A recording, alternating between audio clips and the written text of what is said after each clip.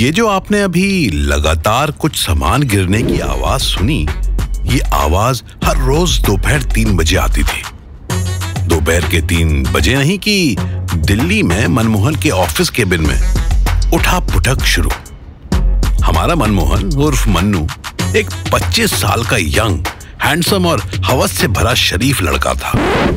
अब आप सोच रहे होंगे कि हवस वाला इंसान शरीफ कैसे हो सकता है। सवाल तो सही है, पर इसका जवाब वक्त के साथ आप खुद जान जाएंगे। और इससे पहले कि आप एक और सवाल करें कि मैं कौन हूं, मैं खुद ही बता देता हूं कि मैं काम देवता हूं। नहीं जानते? आप इंग्लिश में मुझे वर्क लॉर्ड भी कह सकते हैं। हालांकि वो आपके वर्क में और मेरे वर्क में थोड़ा सा फर्क तो है। अभी ये आवाज सुनकर लग रहा होगा कि मन्नू काम से फ्रस्ट्रेटेड होकर सामान यहां वहां फेंक रहा है, पर नहीं, वो तो अपनी यंग, ब्यूटीफुल, हल्की, नाजुक, दुबली पतली, आराम से गोद में उठाए जाने लायक कुलीग अंकिता के साथ कुछ यूनिक आइटम ढूंढ रहा है। बाबू, क्यों मेहनत कर रहे हो आप? लेकिन कमाल है, जब तुम लेकर आए हो तो गया कहाँ? क्या फर्क पड़ता है? प्रोटेक्शन मिले या ना मिले, मुझ पर विश्वास है ना? हाँ, लेकिन जो इंसान आपको दुनिया से प्रोटेक्ट करने के लिए तैयार है, उसके साथ भी आपको प्रोटेक्शन चाहिए। अब अंकिता को कौन समझाए कि मनु तो प्रोटेक्शन हर दिन अपनी जेब में रखकर घूमता है कि क्या पता कब कहां जरूरत पड़ जाए। हालांकि अभी तक उसे ऐसी कोई लड़की मिली नहीं जहां से उसका कॉन्फिडेंस डगमगाया हो। मनु, तुम जब भी हाथ लगाते हो तो बहुत अच्छा लगता है।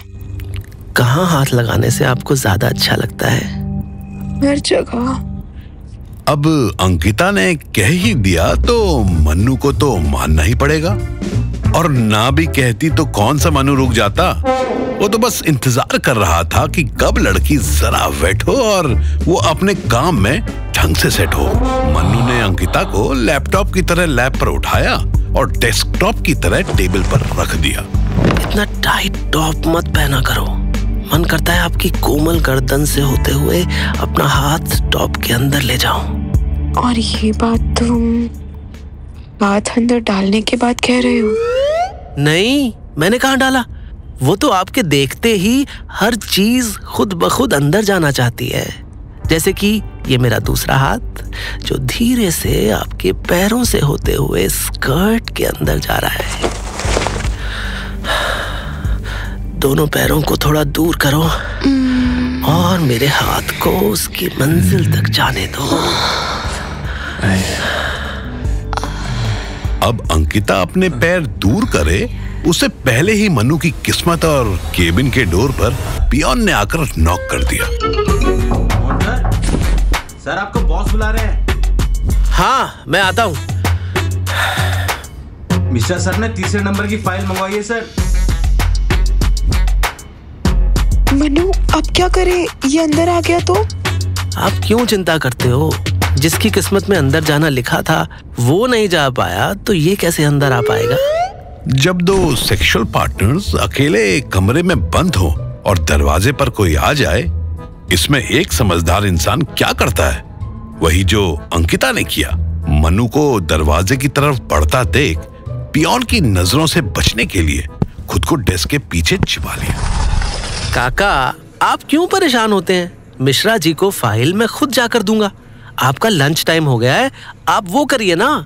और हाँ, बॉस से भी जाकर मिलता हूँ। मनमोहन सर, एक आप ही है जो पूरे ऑफिस में इतना प्यारा बोलते हैं, वरना बाकी तो ऐसा लगता है साले चिड़ियाघर से छोटे हैं अभी। और वो बॉस तो खैर, मैं चलता हूँ। पियोन चला गया। शिवानी, बाहर आ जाओ। गए वो। शिवानी? ये शिवानी कौन है? शिवानी मतलब शिव की आनी। अरे मैं आपका शिव, आप मेरी आनी। मैं समझी नहीं, आनी क्या होता है? और तुम कब शिव बने? तुम तो मनमोहन हो ना? हाँ, वो तो हूँ, पर जब आपके साथ होता हूँ तो मैं बिल्कुल शिव जैसा हो जाता हूँ। शिव, आनी, शिवानी। आप शिवानी हो जाती हो। बहुत अच्छा मीनिंग होता है शिवानी का। मनु तुरंत अंकिता को बाहों में लेकर मैनिपुलेट करने लगा। अंकिता भी उसकी बातों में कन्विंस होने लगी। अभी आप जाओ, मैं आपको तसल्ली से इसका पूरा मतलब बताऊंगा विद सबटाइटल्स। सुनिए आपने मनु की बातें। मनु इतना होशियार तो है ही कि उसके मुंह से यूं ही किसी लड़की के सामने किसी और लड़की का नाम नहीं निकल सकता। लेकिन शिवानी कोई और नहीं बल्कि मनु की लाइफ की प्रायोरिटी गर्लफ्रेंड थी। खैर, मनु बॉस के केबिन पहुंचा। बॉस, आपने बुलाया? अरे मन्नू, आओ आओ, तुम्हारा इंतजार कर रहा था। माफ कीजिएगा सर, आपको इंतजार करवाया। वो मिश्रा सर की फाइल ढूंढने में काका की मदद कर रहा था। बस तुम्हारे इसी व्यवहार से इंप्रेस होकर मैं मैनेजमेंट से तुम्हें मैनेजर बनाने की रिक्वेस्ट करना चाहता हूँ, पर तुम हो कि मानते ही नहीं। खैर, मान जाओ तो यूं इधर उधर घूमना भटकना नहीं पड़ेगा। मस्त मेरी तरह ऑफिस में बैठो एसी चला के। मन्नू किस मुंह से कहता कि यूं भटक भटक कर ही तो उसने घाट घाट का पानी पिया है।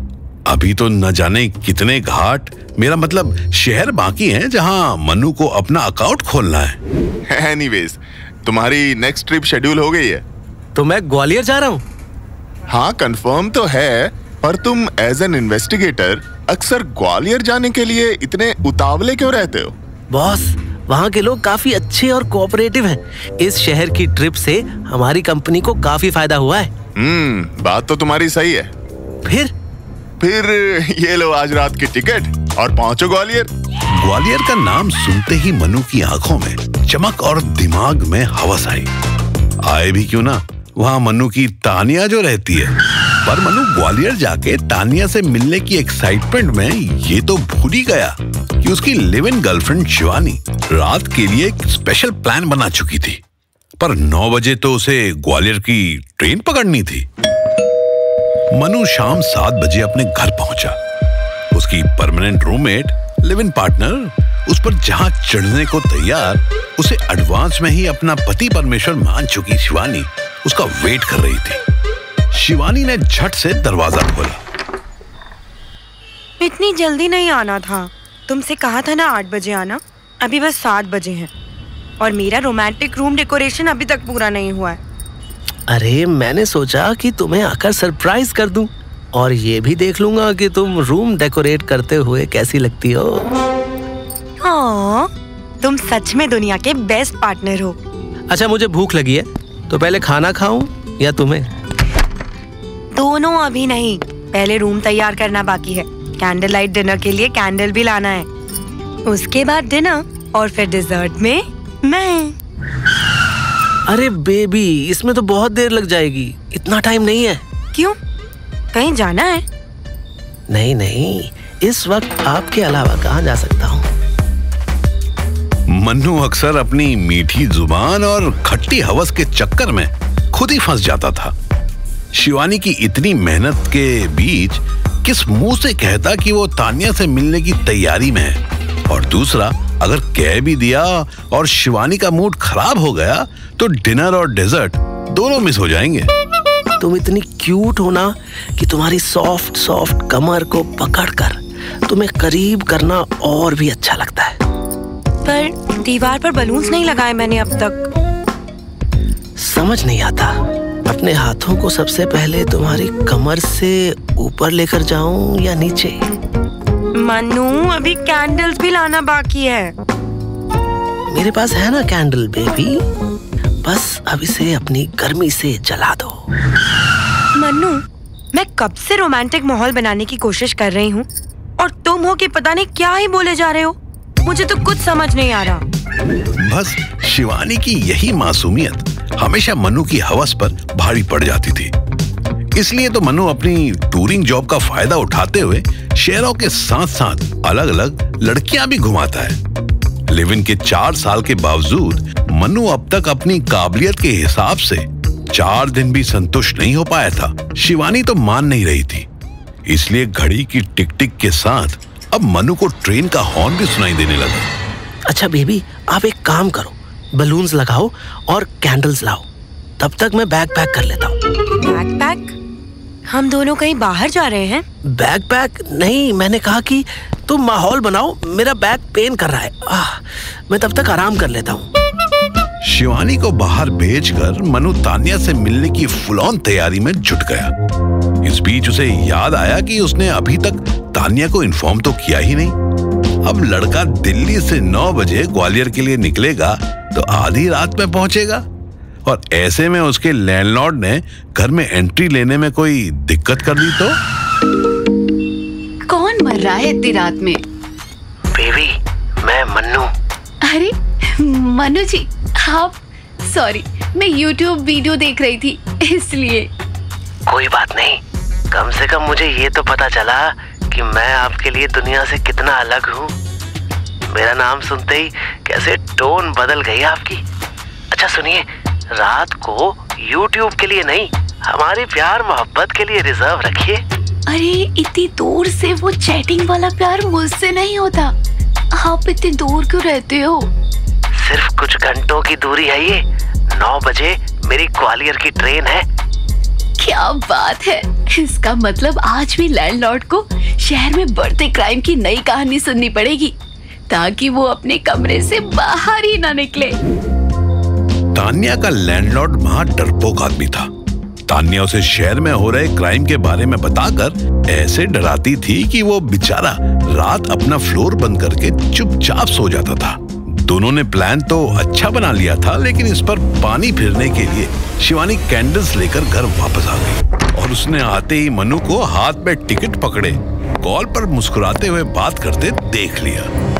मनु, किससे बात कर रहे थे? और ये हाथ में क्या है? बॉस का कॉल था बेबी। ये तो कुछ नहीं, फालतू कागज है। तो लाओ, मैं डस्टबिन में फेंक दूं। अरे ये तो ग्वालियर की ट्रेन टिकट है, वो भी 9 बजे की। जा रहे हो? तुम्हें पता था ना कि मैंने कितना कुछ प्लान किया है, फिर भी तुमने ग्वालियर जाने का प्लान बनाया। नहीं बेबी, मेरा कोई प्लान नहीं है कहीं जाने का। हम दोनों रात भर यहाँ वही करेंगे जो तुम चाहोगी, बलून्स के साथ कैंडल लाइट डिनर। नहीं, तुम जा रहे हो। मैंने हमारे लिए इतना कुछ सोचा और तुम जा रहे हो। नहीं बेबी, मैं कहीं नहीं जा रहा। मुझे तो पता भी नहीं था कि ये टिकट मेरे बैग में है। वो तो अभी बॉस ने कॉल करके बताया। मैंने ऑफिस में ये टिकट साफ लेने से मना कर दिया था।